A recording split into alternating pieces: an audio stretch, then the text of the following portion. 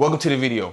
Today we got something unique planned. We're gonna be comparing two rifles that I've built up a little bit. I've only changed and upgraded the accessories on the rifle itself. So I haven't changed the bolt carrier group or the trigger components regarding these firearms, these rifles.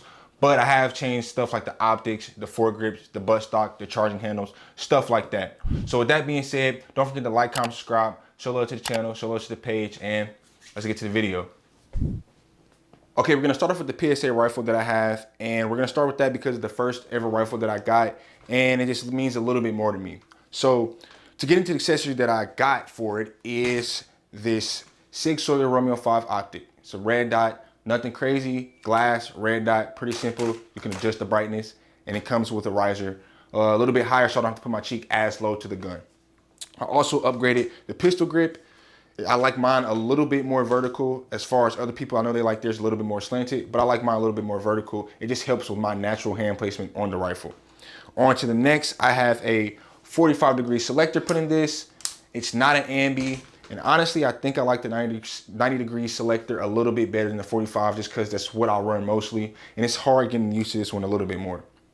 On to the next, we have the C-grip.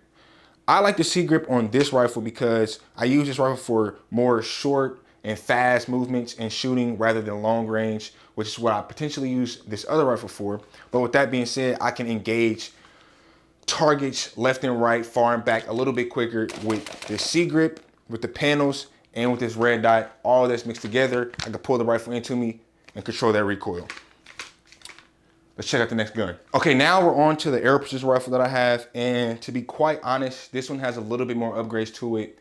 And that's because I was getting more familiar with what I like on a rifle and what I wanted to use this rifle for. So getting into the accessories, we have a vertical foregrip.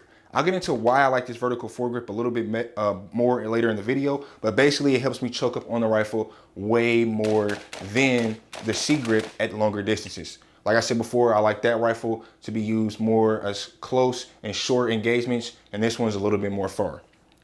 On the optic, as you can see, I spent some money here. This is an EOTech optic and a 3x magnifier, was like the hybrid style optic. Normally, and for this video, we're gonna exclude the 3x. I just didn't want to take it off. But for this, I like the EOTech. It has 2 dots in it for different holes as well. For me personally, I like that over the 1 dot. That being said, it gets more tedious up close and shooting when you need to know and see the targets you are engaging. On to the next, we have a charging handle. We have a rating charging handle, ambi charging handle right here. I honestly didn't like the Aeroprecision charging handle at all. It was crap. It was small. It would cut your fingers a little bit. Compared to the PSA rifle, this Aeroprecision just came with a pretty bad charging handle. That being said, I changed it with the ambi. Super easy, super efficient, nothing crazy. I also have a BCM stock on here.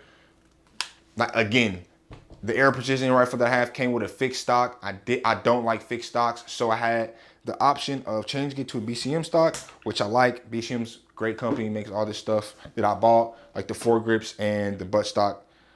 Now for on to the next, I have a bad lever.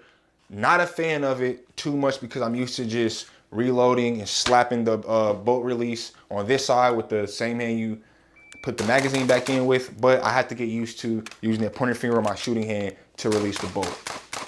Also, I put a 90-degree selector in this firearm. This one is an ambi, so I can use both sides of the rifle to engage the selector. Also changed out the grip on this, a little bit more vertical than before. That's just how I like my hand to sit naturally on it, so I can manipulate that selector, and it is safer for me. It feels more comfortable and it's safer for me to do that, to make accurate shots downrange. Now, let's get right into the comparison. With the comparisons, we're gonna talk about exactly how the rifles shoot. So up first again, we're gonna have the PSA. Previously said, the PSA is fast, it's aggressive, it's heavier than the Aeroprecision rifle that I've made.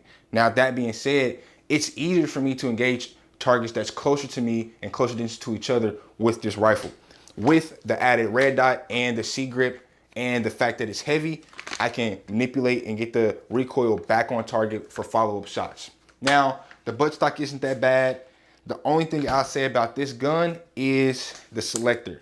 I'm not used to the 45-degree selector. That that much right now. So I have that initial thought process that I just misflicked the selector and it didn't go down all the way. That extra 1/10 of a second that I'm using, wasting time on thinking about that selector, is where it's faulty, which is user error. It's a user error. But other than that, this gun runs. I have zero that I can remember, maybe one malfunction with this gun, and it might have been like a mag issue or nothing crazy of note. I will say though, PSA has a wonderful trigger. It's not super flat. It's not like the best trigger out there on the market, but compared to this Aeroprecision rifle, it runs. I can engage a 5-round target, or I can engage a target with 5 rounds very quickly without like getting trigger freeze. Also user error. Just saying adapting and manipulating the trigger and safety is a part of the rifle itself. So that being said, I do like the PSA trigger over the Aeroprecision. The grip as well, I got the goon tape on the grip. Just added for extra support, extra grip, extra recoil management, all in all.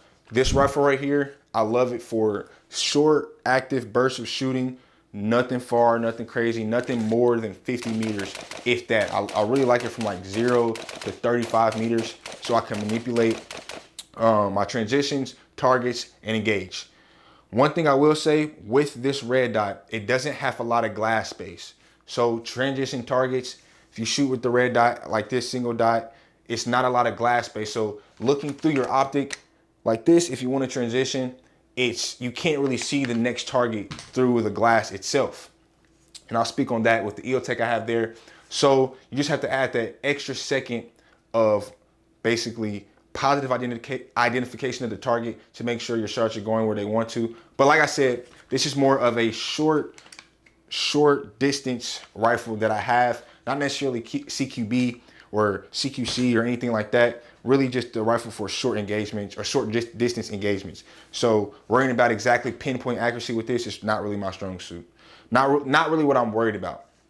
With that being said, let me move right into the Aeroprecision rifle that I have. So when comparing the Aeroprecision rifle, it's obviously, and don't quote me on obviously, but it costs a little bit more than the PSA rifle that I have. That being said, is the quality more or better?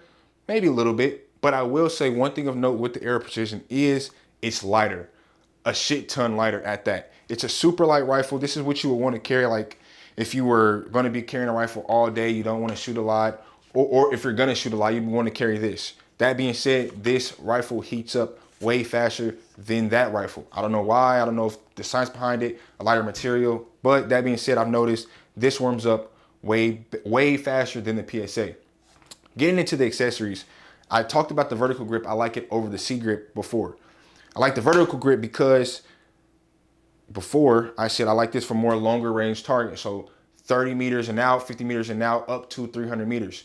For the vertical grip, it gives me more stability in my shoulder. And then also I can plant this into a barricade with the vertical grip and it'll stay there. It's a nice recoil management option as far as that. Because with the C grip, you'll have it moving around, trying to find stability with this every shot, trying to get follow-up shots on target. It's gonna be a little bit easier with the vertical grip. Now, speaking on what I said about transitioning targets, the EOTech. The EOTech has huge amount of glass space compared to the 630 Romeo 5 that I have. And that being said, it's easier to transition from targets that's near, far, left and right, because of all that glass space that you do have.